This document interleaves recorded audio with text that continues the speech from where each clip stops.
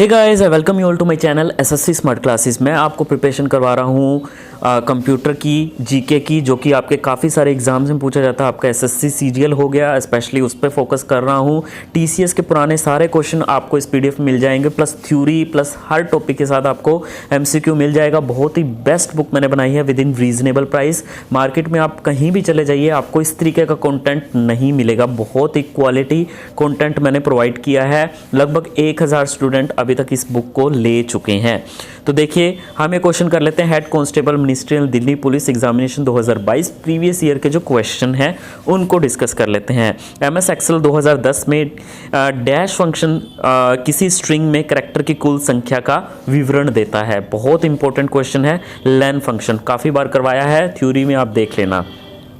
MS Excel 2010 में dash function केवल वर्तमान सिस्टम तिथि जो है वो प्रदान करता है। तो टूडेज फंक्शन से आपको करंट डेट, सिस्टम डेट आपको मिलती है। Which of the following is not a document processing software? So Notepad, Microsoft Word, WordPad, ये सभी डॉक्यूमेंट प्रोसेसिंग सॉफ्टवेयर है except Open Office Impress. Hide option is present in dash tab in MS Excel 2010 ribbon bar. एक overview जो है वो आपको MS Excel का देखना है। उस ओवरव्यू में आप देखोगे कि जो आपका जो रिबन बार है उसमें हाइड ऑप्शन कहाँ पे आपको दिया है, तो वो व्यू टैब में आपको हाइड ऑप्शन जो है वो मिल जाएगा। तो इस तरीके के क्वेश्चन आपके आते हैं। नेक्स्ट देखेगा, एमएस एक्सेल 2010 में डैश का प्रयोग शीट के भीतर कॉलम को छुपाने के लिए किया जाता है। ठीक है, शीट के भीतर आपका कॉलम को हाइड करने के लिए किया जाता है, तो Ctrl+0।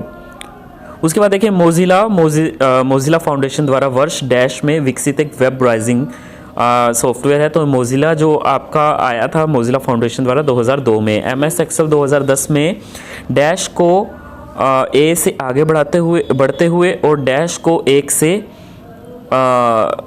आगे बढ़ते हुए नामित किया जाता है। तो रोज एंड कॉलम्स होती हैं। ठीक है, जो कॉलम्स होती हैं वो ABCD इस तरीके से होता है, और जो आपका 1 2 3 होता है वो रोज़ होती हैं आपकी। डैश वर्कशीट विंडो के निचले किनारे का नाम जो एमएस एक्सेल 2010 के एक्सेल वर्कशीट के बारे में जानकारी प्रदर्शित करता है। सो ये होगा आपका स्टेटस बार। ठीक है, जो स्टेटस बार है ये वर्कशीट विंडो के निचले किनारे का नाम है, जो एमएस एक्सेल 2010 में एक्सेल वर्कशीट के बारे में विभिन्न जानकारियां प्रदर्शित करता है। इनमें से कौन सा सिंबल जो है वो ईमेल के पते में उपयोग किया जाता है? ये तो बहुत आसान है, @gmail.com। ये मार्कअप लैंग्वेज और अनियंत्रित डाटा को स्टोर करने के और संचारित करने और पुनर्निर्माण करने के लिए उपयोग किए जाने वाले फाइल फॉर्मेट को डैश के रूप में जाना जाता है। एक मार्कअप लैंग्वेज और अनियंत्रित डाटा को स्टोर करने, संचारित करने और पुनर्निर्माण करने के लिए फाइल फॉर्मेट कौन सा है? XML। उसके बाद देखिए, which of the following is a valid domain name in an email address? gmail.com, outlook.com and yahoo.com सभी वैलिड हैं। Copying a page on to a server is called, तो क्या कहते हैं उसको? अपलोडिंग कहते हैं। डायरेक्ट क्वेश्चन आया हुआ है। उसके बाद देखिए, आपका ये वेबसाइट कंटेनिंग ए राइटर्स और a group of writers own experience observation opinion is known as blog. Dash formula is dash the formula is MS Excel 2010 has primary function of summing numbers in the specific cells. So the sum formula in is MS Excel has a primary function of summing numbers. MS Excel 2010 में we can collapse the ribbon to get extra space on the screen. Right click on the ribbon and then click collapse the ribbon, और या फिर आप press कर सकते हो Ctrl+F1। Basically इसका एक क्या है? शॉर्टकट है। एमएस एक्सेल 2010 में dash function now provides a current date and time. So now function जो है वो बेसिकली वो करंट सिस्टम की डेट और टाइम को रिप्रेजेंट करता है। Which of the following keyboard shortcut is use to rename the table in MS Excel 2010? तो कौन सा कीबोर्ड शॉर्टकट है जो टेबल को रीनेम करता है? Ctrl+R। Choose the wrong option with respect of the MS Excel 2010। So wrong option क्या है? आपको रॉन्ग बताना है। देखिए, एमएस एक्सेल 2010 में जो Alt+Enter शॉर्टकट की है is use to start a new line of text और add spacing between the lines और पैराग्राफ्स ऑफ टेक्स्ट। ठीक है, ये आपका सही है। MS एक्सेल 2010 में you can save the file by using F3, ये आपका गलत है, ठीक है, इससे आपका फाइल सेव नहीं होगा। और Ctrl+F is used in finding text, तो ये भी सही है, बहुत ही कॉमन सा। ये Ctrl+F ज़रूरी नहीं है सिर्फ इसके लिए, आप कहीं भी कोई भी PDF भी सर्च मारोगे ना तो Ctrl+F आपको वहाँ पे भी मिल जाएगा। MS एक्सेल 2010 में home tab in ribbon bar consist of the most frequently used command, ये भी डायरेक्ट क्वेश्चन आया हुआ है, such as copying, pasting, sorting, filtering, formatting, ये डायरेक्ट इस तरीके के क्वेश्चन आपके बनते हैं। What is the default alignment of numbering values that are entered into the cell of MS Excel 2010 worksheet? So default alignment क्या होता है numeric values का that are entered into the cell of MS Excel, तो वो right side ही उनका alignment होता है जो भी आप numbers उसमें डालते हो।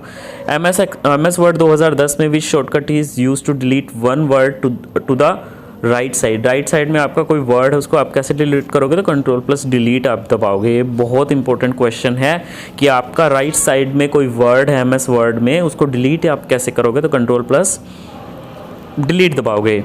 इन dotted decimal notation IP version 4 is represented by, dotted version में अगर आप उसको डॉटेड डेसिमल नोटेशन में, तो आपको basically by using the 4 dot symbol से आप उसको रिप्रेजेंट करोगे। In which folder are unfinished emails are stored without sending them, so इसमें कौन से, in which folder are the unfinished email जो होती हैं वो स्टोर होती हैं विदाउट सेंडिंग देम, ड्राफ्ट, ये तो इजी है draft. Dash shortcut key is used in MS Excel 2010 to go to the view tab, Alt+W। When you select a range of cell B3 to G9 starting from B3 इन MS Excel 2010 worksheet, then what will display in the name box. So आप क्या करोगे, then what will display in the name box, so आपका क्या display होगा name box में, name box एक अलग से साइड में बॉक्स होता है, ठीक है। जब भी आप कोई रेंज सेलेक्ट करोगे, सपोज करो आपने B3 से G9 की एक रेंज जो है वो सिलेक्ट की, B3 से स्टार्ट करते हुए, तो नेम रेंज में आपका B3 डिस्प्ले होगा। उसके बाद देखिए आपको रॉन्ग बताना है कौन सा होगा। MS Excel 2010 में Ctrl+R जो है वो आपका शीट में टेक्स्ट को रिप्लेस करेगा, तो ये आपका आंसर जो है वो नहीं होगा, ठीक है। तो ये आपका गलत है। बेसिकली Ctrl+R जो है वो आपका टेबल के रीनेम के लिए जो है वो यूज़ होता है, ना कि टेक्स्ट को रिप्लेस करने के लिए। MS Excel 2010 में Ctrl+H जो होता है वो यूज़ होता है बेसिकली टेक्स्ट को रिप्लेस करने में। तो यहाँ से दोनों में ही पता लग रहा है कि इन दोनों में से एक आंसर होगा, ठीक है। MS Excel 2010 में होम टैब में जो रिबन है वो basically कॉपिंग, pasting, sorting, filtering, formatting के लिए यूज़ किया जाता है। और Alt+Enter जो है वो यूज़ किया जाता है, is use to enter a new line in the text of a particular cell, ठीक है। एक न्यू लाइन जो है वो उसको एंटर करता है, to enter a new line in the text of a particular cell. एक पर्टिकुलर सेल के जो में जो टेक्स्ट होता है उसमें एक नई लाइन को वो क्या कर देता है, एंटर कर देता है। MS Excel 2010 में dash operation is use to arrange the data in a particular order, तो सॉर्ट का फंक्शन यूज होता है। Which of the following is correct about enabling edit mode in worksheet of MS Excel 2010 and above, तो कौन सा correct है अगर आपने एडिट मोड को अनेबल करना है MS Excel 2010 या फिर इससे और भी वर्जन में एडिट मोड को एनेबल करना है। आप सबसे पहले फाइल पे जाएंगे, वहाँ पे ऑप्शन पे सिलेक्ट करेंगे, एक ऑप्शन आपके पास आएगा advanced and under editing option, तो उसमें आपको सिलेक्ट करना है allow editing directly in the cells check box.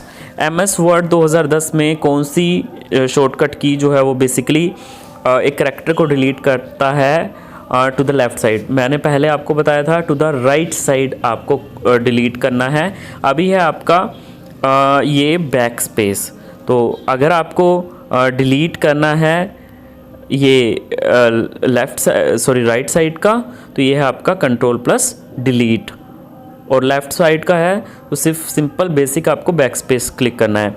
Dash is a collection of web pages and related content that is identified by a common domain name and published on an at least one web server, तो ये हो गया website. ये basically collection of web pages है, ये simple याद कर लेना। उसको एक कॉमन डोमेन नेम से आइडेंटिफाई किया जाता है और उसको एटलीस्ट एक वेब सर्वर पर पब्लिश किया जाता है।